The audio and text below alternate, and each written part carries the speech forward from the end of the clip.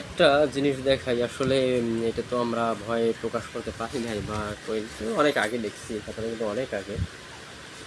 তো এখানে কি লেখা আছে আপনাদেরকে একটু পড়ে শোনাই। পুলিশ কি সরকারের গোলাম নাকি জনগণের সেবক? আসলে বাংলাদেশটা কার? শেখ হাসিনার বাবার নাকি শেখ হাসিনার নিজে? খালেদা জিয়ার স্বামীর নাকি খালেদা জিয়া?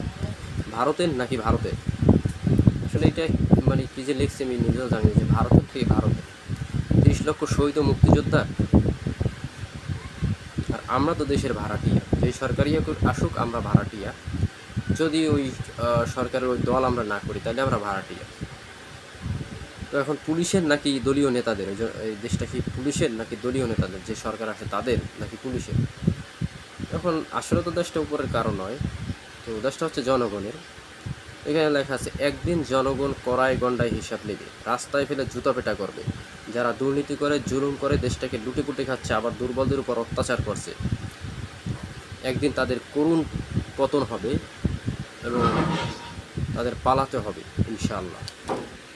আর সেটা কিন্তু হয়ে গেছে অলরেডি, আলহামদুলিল্লাহ।